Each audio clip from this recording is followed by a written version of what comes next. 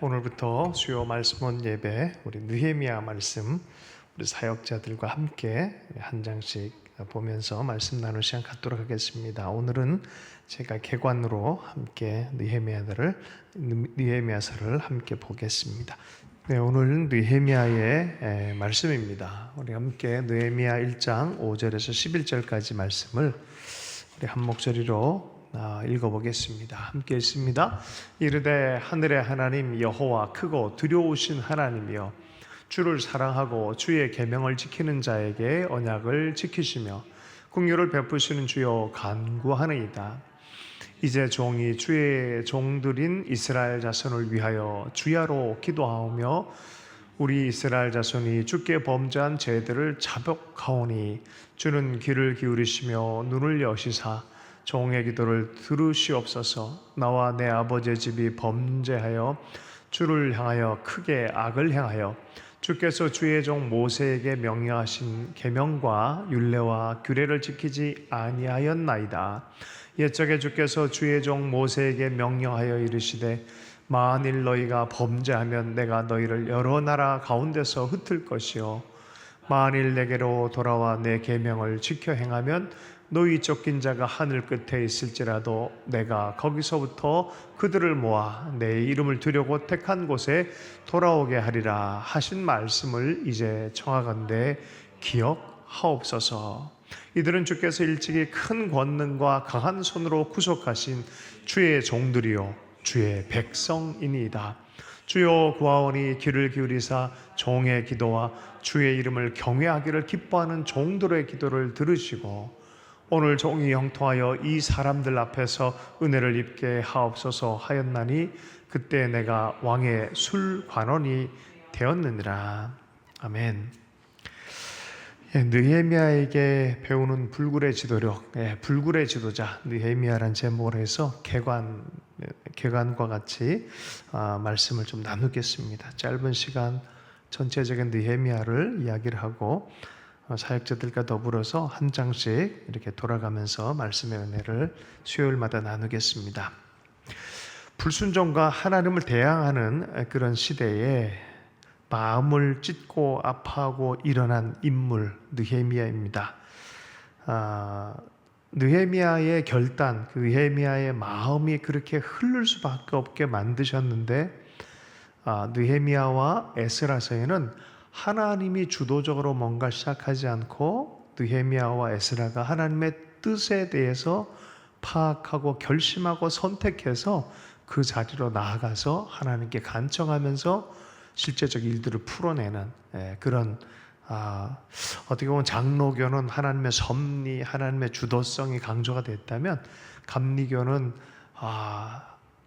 뜻을 말씀을 받았다면 그대로 실천하고 문을 두드리고 실행하고 하는 것이 강한 어떤 이 가치처럼 되어진 것처럼 사실 같은 얘기를 하는데 하나님 측면에서냐 아니면 사람들에서냐 이런 논쟁의 얘기를 할 때 자주 나오는 인물입니다. 그만큼 주도적으로 열심히 선택하고 하나님의 뜻을 밝히고 애쓰고 일해내고 하는 그런 지도력의 사람입니다. 특별히 불순종과 하나님을 대항하는 이런 시대에 하나님의 마음을 가지고 일어나서 하나님의 뜻을 실행하고 결국은 그것을 이뤄내는 사람, 느헤미야, 우리에게 매우 중요한 인물이라고 생각합니다. 우리도 이제 11월이면 이사의 시즌이 있습니다. 그래서 함께 나누면서 그런 마음을 함께 공유하고 싶습니다. 어떻게 주의 마음을 붙들고 성벽 완성을 했을까? 페르시아의 아닥사스다 왕 시즌에 이는 거기에 관료로 있었습니다. 그런데 고국인 예루살렘에서 들리는 여러 가지 소식, 아마 이때는 환관으로 있었을 거예요. 붙잡혀 가서 그곳에서 일하는 공무원 같이 일하지만 이방 사람으로서 일하기 때문에 대체로 환관이 아니었을까라고 예측합니다. 그런데 어쨌든 예루살렘에서 들리는 소문은 능력의 소문이었고 고통스러운 이야기였어요. 그래도 거기만큼은 좀 보호가 되어지고 거기만큼은 희망의 아이콘처럼 빛을 잃지 않는 등대와 같은 역할을 해주길 바랬는데 거기가 더 문제가 생겼어요. 먼저 갔던 사람들이 뭔가를 소망 가운데 일하길 원했는데 아무 일도 안 일어난 것처럼 허물어진 성벽 그대로 둔 것들을 듣게 되어졌습니다. 그러니 느헤미야의 마음의 깊은 곳에 뿌리가 다 잘려진 느낌을 받았을 겁니다. 수일간 금식 기도를 합니다. 회개하고 자복합니다. 방금 우리가 읽었던 본문이 바로 그런 말씀입니다. 하나님이 약속을 기억해 주십시오. 당신의 백성 아닙니까? 우리가 이거 쫓겨난 것이 하나님의 말씀 그대로 교훈하기 위한 것이란 것 알고 있습니다. 이거 다 우리 죄악입니다. 하나님 불쌍히 여겨주십시오. 하나님 다시 한번 회복시켜 주시고 하나님 우리의 기도를 통해서 하나님 역사하실 것을 긍휼을 붙들고 기도하는데 하나님 응답해 주십시오라고 간절하게 은혜를 입게 해달라고 기도했을 때 비로소 그때 술 맡은 관원이 되었더라라고 하는 거예요. 우린 처음부터 이분이 술 맡은 관원, 우리식으로 하면 비서격의 대통령 비서관 정도의 위치예요. 비서실장도 될 수도 있고 굉장한 역할입니다. 비서관들은 대부분 차관급이라고 봐도 좋을 정도로 아주 중요한 사람들이에요. 자, 처음부터 이런 술 맡은 관원으로 시작한 것처럼 여겨지지만 성경을 자세히 보면은 그렇지가 않아요. 기도하기 시작하면서 기회의 문을 열어준 것을 보게 되어집니다. 난관이 있고 이 문제를 품고 한 사람의 개인 느헤미야가 엎드려서 기도합니다. 이 난관이 영적으로 너무 눌리고 생각만 하면 눈물이 자꾸 쏟아지는 겁니다. 여러분, 아무도 안 우는데 하나님의 마음을 가진 느헤미야와 같은 사람들은 이런 시즌에 눈물을 흘립니다. 이게 하나님이 쓰는 사람의 특징입니다. 하나님의 일에 하나님의 심정이 동해서 눈물이 날 수밖에 없어요. 어쩌다가 우리 민족이 이렇게, 어쩌다가 하나님의 뜻을 잊어버리고 하나님의 마음을 잊어버려서 이렇게 황폐화가 되었을까? 그의 눈물은 하나님의 뜻과 하나님의 마음을 알기 때문에 흘리는 눈물이었고 드리는 기도였습니다. 자, 그리고 이 마음속에 회복에 대한, 부흥에 대한 그런 꿈이 장착이 됩니다. 그리고 내가 이 일들을 할 수 있기를 원합니다라는 불가능한 꿈을 꾸기 시작합니다. 이건 정말 불가능에 가깝습니다. 예루살렘을 편도로 가도 3개월, 4개월이 걸리고 찍고 다녀와도 한 7개월이 걸리는 거리입니다.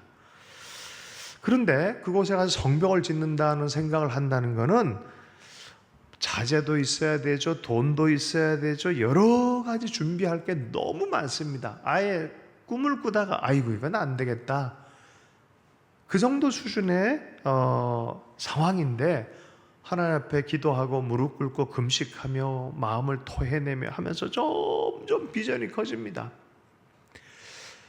제가 어게인 107이라는 젊은이 사역을 했을 때 작은 무리에서 갑자기 계속해서 커집니다.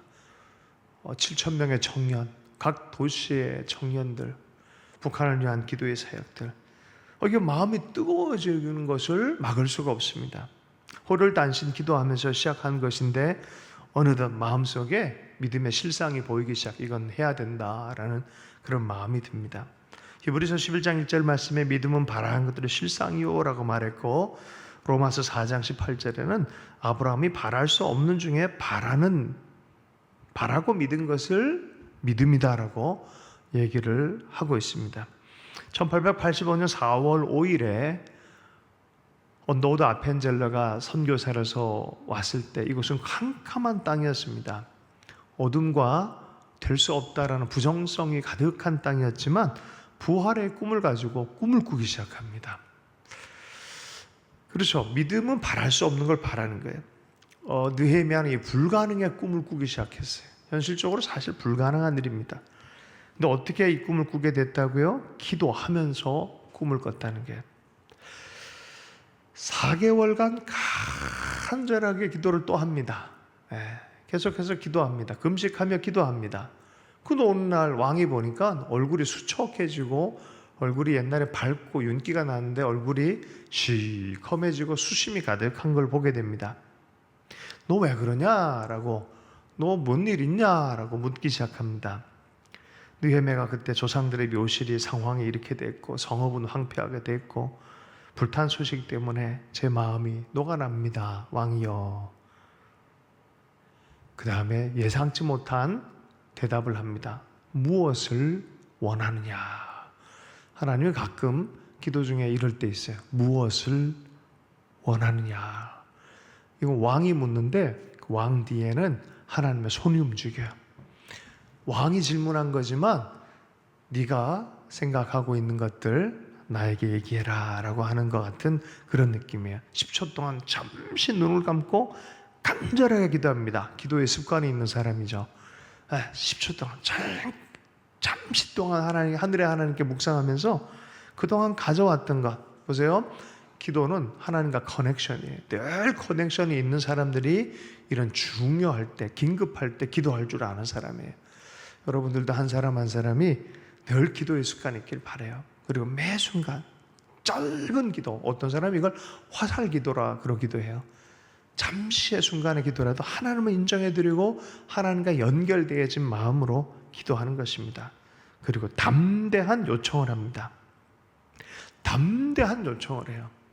술 맡은 관원은 왕에게 뭘 요구할 수가 없어요. 왕이 요구하는 것들, 왕이 질문한 것들에 그저 대답하고 그냥 왕의 편한 것을 돌보는 대상인데 갑자기 네가 뭘 원하냐라는 부분에 분명한 요청을 합니다. 내가 갔다 올 수 있는 기한을 허락해 주십시오. 통행증을 주십시오. 성벽 건축할 수 있는 재료들을 왕에게 구합니다.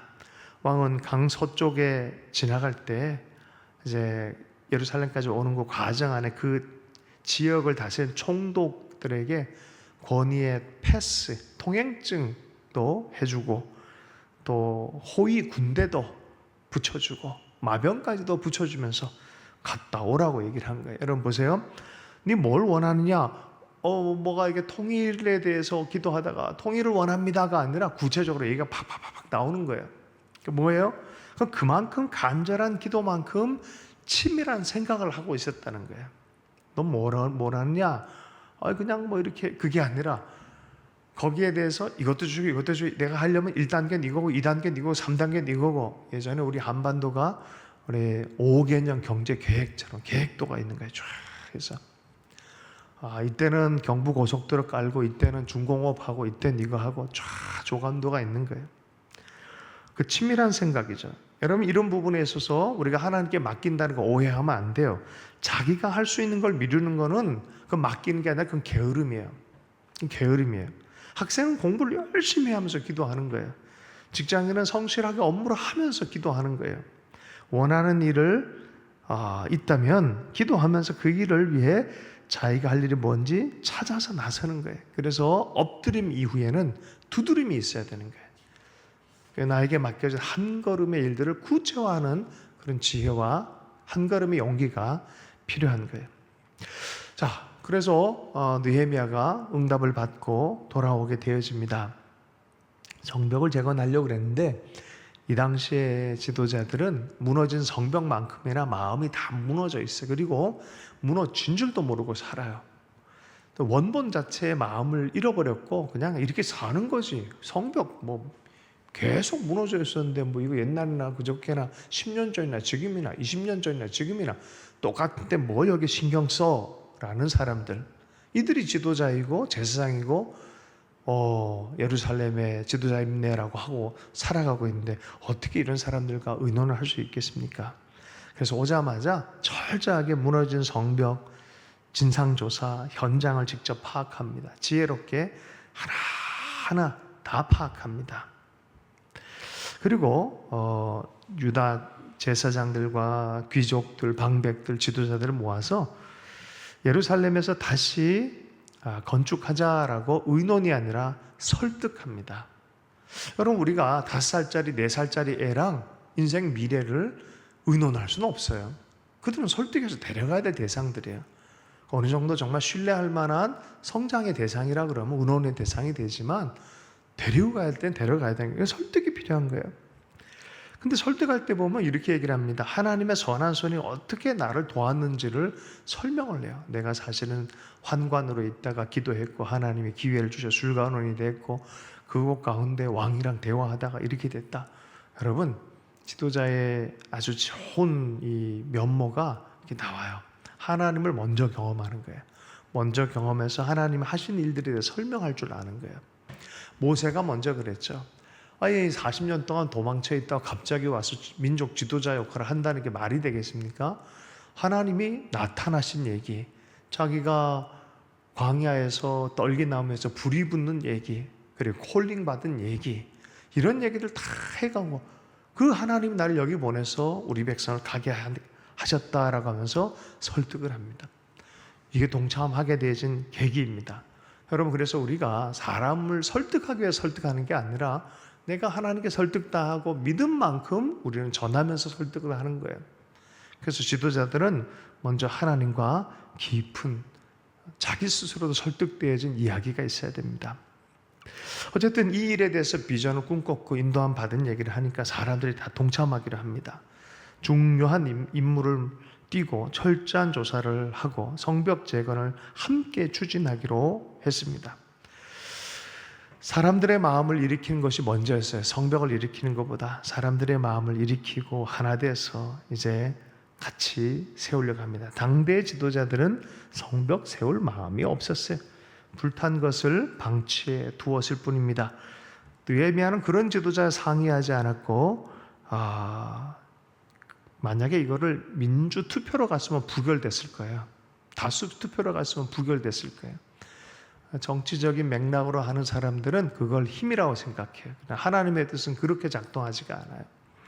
자, 그래서 때로는 우리 모든 집단의 어떤 결정이라 그래서 이게 다 하나님 뜻이라고 생각해서는 안 돼요.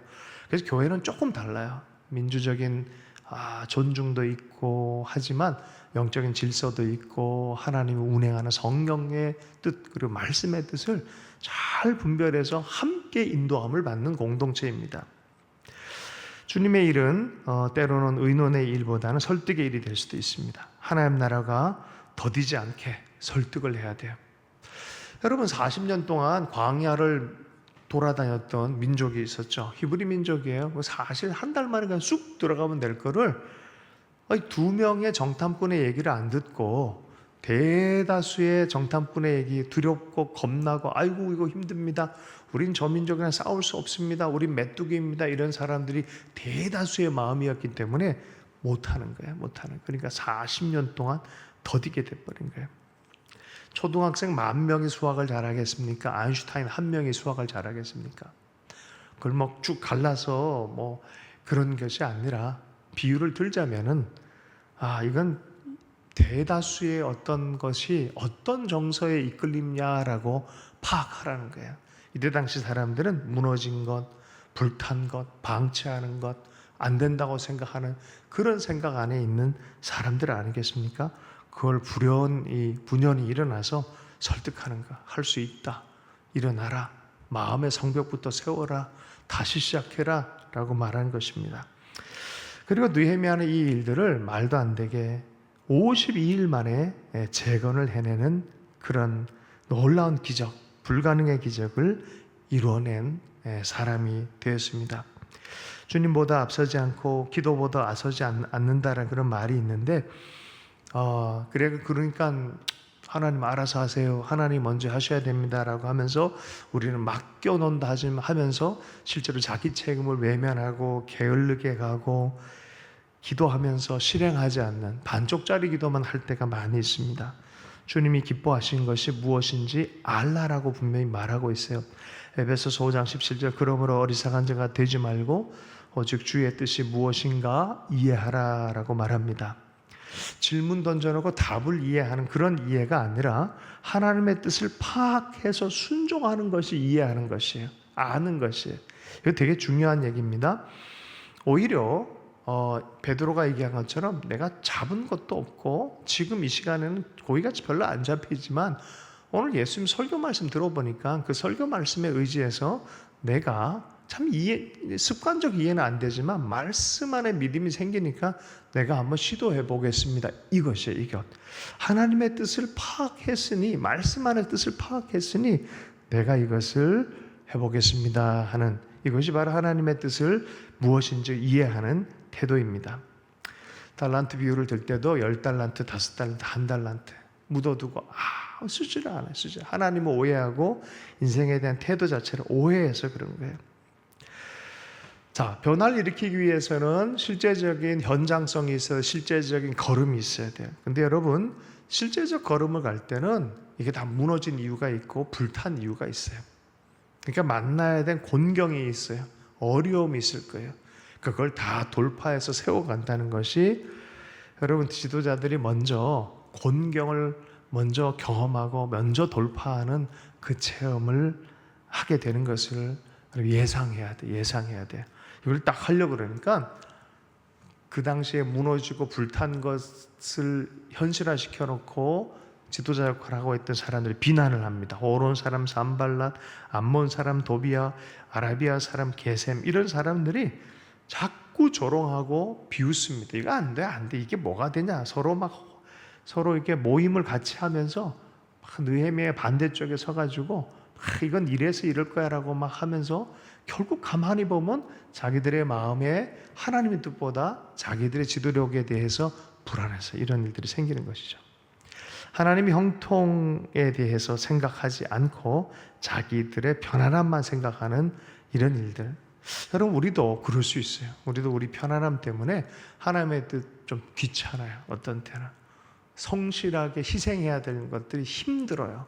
그러니까 그런 걸 외면하고 싶은 것이 인지상정일 수 있지만, 그래도 하나님의 뜻을 발견했다면 우린 계속해서 순종의 걸음을 가고 기도를 하고 조롱과 비웃음 속에서도 순종하는 돌파의 능력들을 기대하면서 살아가야 될 줄로 믿습니다. 느헤미야 2장 20절에 보면은 하나님이 형통하게 하셔서 그의 종들인 우리에게 성을 건축하게 하는 것이니 너희들은 아무 상관할 게 없다 하면서 조롱과 비웃음의 대상들의 목소리를 잠잠케 해버려요. 거기에 걸려 넘어지지 않아. 비난의 목소리에 걸려 넘어지지 않고 하나님 주신 확신에 온전히 근거해서 달려가는 그런 곤경에 돌파하는 지도자인 것을 보게 되어집니다. 변화되지 않는 이방 사람들, 세상 사람들과 대화하다 보면 믿음의 사람들이요, 신앙의 형제들이 너무 다른 걸 알게 돼요. 믿음을 그렇게 비난하고 비웃고 야, 뭐 그런다고 뭐가 나오냐라고 말하고 별 사람들이 다 있습니다. 우리가 세상 속에서도 이런 유의 사람들을 많이 만나게 되어집니다. 마틴 루터가 당시에 부패한 가톨릭 교회와 세상을 향해서 말씀의 진리 안에, 깨달음 안에 개혁을 이루기 위해서 섰을 때 많은 위협과 협박이 있었어요. 내부 안에서의 고통도 있었어요. 내몰림이 있었어요. 느헤미야도 똑같아요. 위협이 있었고 나중에는 주의겠다는 협박도 있었고 내부로부터는 백성들이 지쳐가지고 불평이 나오기 시작했습니다.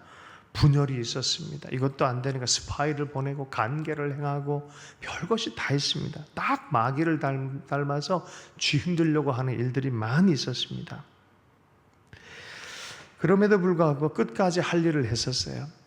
한쪽에는 무기를 들고 한쪽에는 도구를 들면서, 건축 도구를 들면서 이렇게 밤낮으로 끊임없이 다 될 때까지 계속해서 나갔습니다. 얼마 전에 제가 엘리베이터 이렇게 타고 오는데 앞에 있는 형제 티셔츠가 이렇게 보였어요. Innovate or die. Innovate for tomorrow. 근데 for tomorrow에는 중간에 줄이 쫙 꺼져 있어요. 내일을 위해서 innovate, 혁신을 해라. 아니면 죽을 것이다. 뭐 이런 느낌이에요. 네.